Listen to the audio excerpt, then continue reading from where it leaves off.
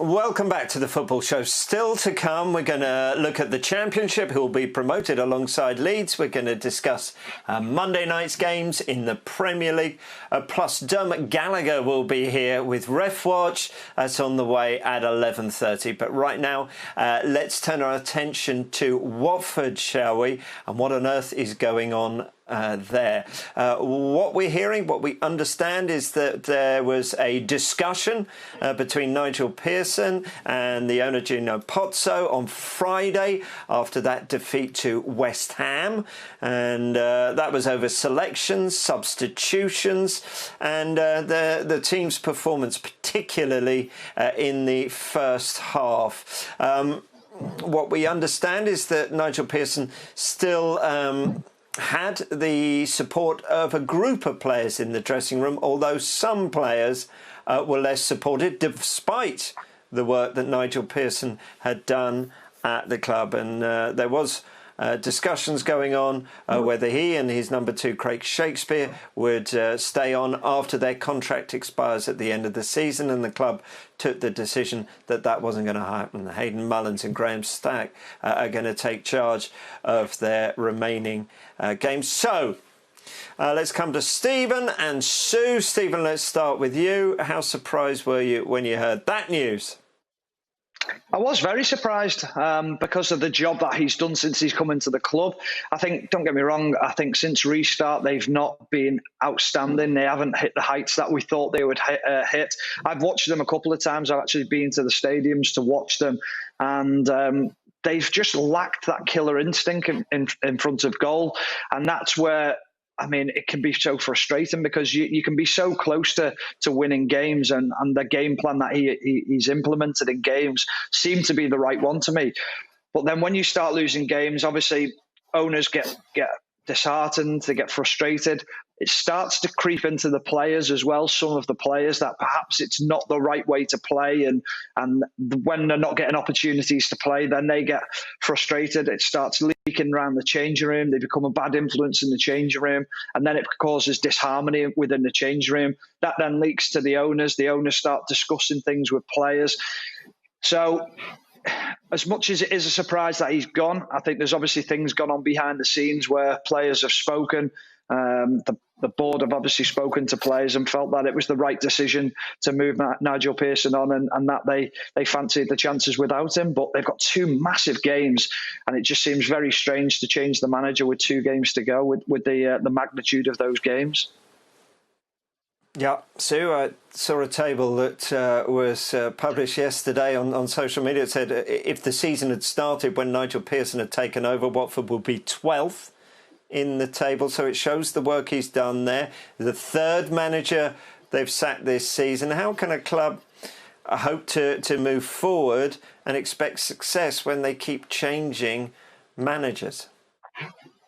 That's the problem, isn't it? And this is what Watford do. There's no consistency there. I think as a manager going in, if you want a long-term project, you know that at Watford that isn't going to be the case. And like you mentioned, Nigel Pearson came in when they were 7 points adrift, managed to get them out of the relegation zone. It looked like they did have a togetherness. We refer back to the Liverpool result, where that was a fantastic performance from them. And it was exactly how you thought that Watford were going to continue the season. They were going to be very well organised defensively, and they were going to be very good on the counter with the pace of Sarr and the quality of Deulofeu on the other side.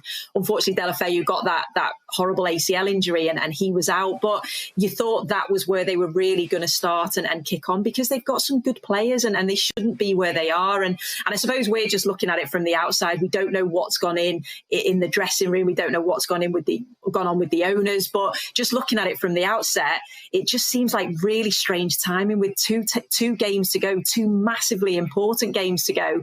To get rid of your manager at that point just seems strange to me. Yeah, and just not so long ago, about 20 minutes ago, in fact, we were listening to Ralph Hasenhüttl talking about that 9-0 defeat to Leicester and how he has turned this around at Southampton. We've spoken a lot about Ole Gunnar Solskjaer at Manchester United and them sticking with him and reaping the rewards of them. But is there a right and a wrong way to do things in football, Stephen? Well, this is what Watford feel is successful. By staying in the Premier League year upon year, they see that as a success, and this is the way that they think they can be successful doing it. From a business point of view, for them to stay within the Premier League is success.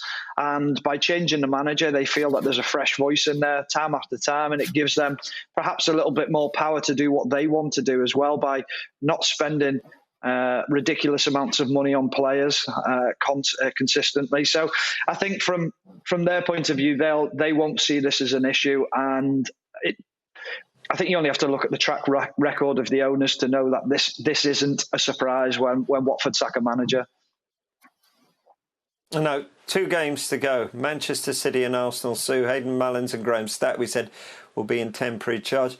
Is your feeling, though, that Watford already perhaps have someone in mind for next season? I suppose when you look at past form, then yes, you would think that they've got somebody already lined up for the position. And I think the West Ham game was probably the final straw, where it was such an important game. You're fighting against somebody that was also fighting relegation. And, we talk about the 6-pointers, but it probably was a 6-pointer. And the performance in that first half wasn't good enough. Yes, West Ham were brilliant and really took the game to Watford. But then what you did see was a reaction in the second half. So clearly he still does have the players, in the fact that they came out much better. They got that early goal, but they just left themselves a huge mountain to climb, and they couldn't get themselves back into the game. So you just wonder, was that the final straw on their behalf? But yeah, going back to the owners, I'm sure they've already got a manager lined up and ready to come in, because that's exactly what they do. Yeah. If you're a manager, though, Stephen, would you... I guess managers will take any job nowadays, won't they? But, I mean, you don't unpack your suitcase if you're heading to Watford, do you? Does this make it less desirable, the way they do their business, if you are a manager? Possibly, but then it's an opportunity to manage in the Premier League where someone else might not want that opportunity, and it opens a door for somebody else who might not have been given that opportunity at another Premier League club. Then they get to showcase their ability, the skills to what they can do. If they do a good job, they get rewarded. You look at Marco Silva, left Watford, went to Everton, so he was rewarded for doing a job at Watford in a short space of time. But I just think when you look at Watford, I mean, personally, I'd take it. If I was a manager, I would take it, because it is the chance to manage in the Premier League. And if you do a good job, it's almost a stepping stone to get all the work as well. But I can see why other managers will probably stay away from it and think, well, it's not the right thing to do. Will, though, Stephen, will the next manager be managing in the Premier League? Possibly. I'm still hoping that Villa can get a result on the last game of the season and get something out of it. But listen, the last day of the season is just going to be unbelievable, isn't it, when you think of the games and what's at stake? But Watford definitely have a chance of achieving that, because they have match winners within their squad and they've got goal scorers within their squad. But it's a big ask for them. Yeah. As for the players, how difficult is it, Sue? Yet another person in charge. Again, different instructions, different voices, adapting to that and trying to win games to keep you in the Premier League at the same time.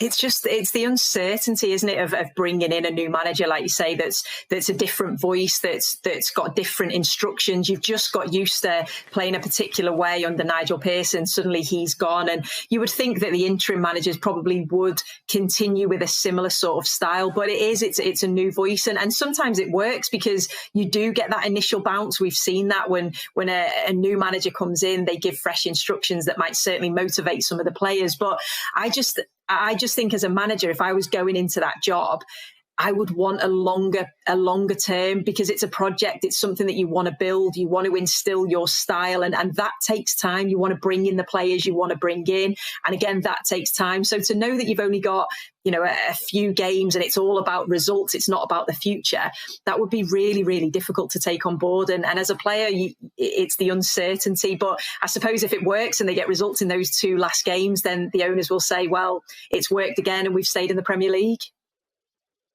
Yeah, as for Nigel Pearson, Stephen, has his stock risen or fallen as a result of his spell at Watford? I think it's risen. I think when you look at the job that he's done, like you said before, Rob, the table is finishing 12th. If the season started when he took over, you're in 12th position, which is very healthy. I think he's brought a solidity to the team. I think they're harder to play against, or they were before lockdown. Lockdown was the worst thing that happened to Watford. I think they'd have comfortably stayed up if we hadn't gone into lockdown. The way they've come back has probably not been fantastic, but I do think it's shown what capabilities he has as a manager, and him and Craig Shakespeare, who obviously come together and they work very well together. So, and the way in which he's left with 2 games to go and it's still being in their hands to stay within the league.